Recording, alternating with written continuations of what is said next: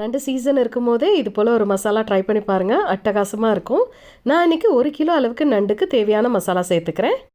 அரை முடி அளவுக்கு தேங்காய், 3 பச்சை மிளகாய், 2 சின்ன துண்டு இஞ்சி, ஒரு 6-7 பல் பூண்டு, 2 ஸ்பூன் அளவுக்கு மிளகு, 1/4 ஸ்பூன் அளவுக்கு சோம்பு சேர்த்து கொஞ்சமாக தண்ணி சேர்த்து நல்லா மையாக அரைச்சிக்கிறேன். அடுத்ததாக தாளிக்கிறதுக்கு பாத்திரம் வச்சுட்டு எண்ணெய் சேர்த்துக்கிறேன். ஒரு சின்ன துண்டு கல்பாசி, 2 ஏலக்காய், ஒரு 2 பெரிய வெங்காயம் பொடியாக நறுக்குனது, கொஞ்சம் கருவேப்பிலை சேர்த்து நல்லா வதக்கிக்கலாம். கூடவே நம்ம அரைச்சி வச்ச மசாலா பச்சை வாசனை போகிற வரைக்கும் வதக்கிக்கலாம். இது கூடவே 1/2 ஸ்பூன் அளவுக்கு மஞ்சத்தூள், 1 ஸ்பூன் அளவுக்கு குழம்பு மிளகாத்தூள், இந்த டிஷ்க்கு தேவையான உப்பு சேர்த்துக்கிறேன்.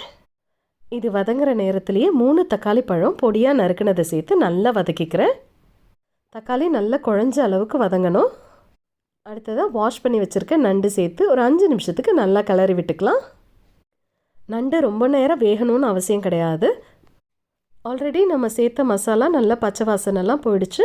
நண்டு ரொம்ப நேரம் வேகணும்னு அவசியம் கிடையாது. இந்த ஸ்டேஜில் திட்டமாக தண்ணி ஊற்றி நல்ல ஒரு கொதி வந்ததும் மூடி போட்டு 10 to 15 மினிட்ஸ் வேக வச்சு எடுத்திங்கன்னா போதும். ஆல்மோஸ்ட் 15 to 20 மினிட்ஸ் ஆகிடுச்சு. நல்ல கமன்னு நண்டு வாசனை அட்டகாசமாக இருக்குது. இந்த ஸ்டேஜில் கொஞ்சமாக கொத்தமல்லி சேர்த்துட்டு ஒரு அரை எலுமிச்சம்பழத்தோட ஜூஸ் சேர்த்துக்கிறேன். அவ்வளோதான், ஸ்டவ் ஆஃப் பண்ணிவிடுங்க. இது இட்லி, தோசை, ரைஸ் எல்லாத்துக்குமே அட்டகாசமான காம்பினேஷனாக இருக்கும்.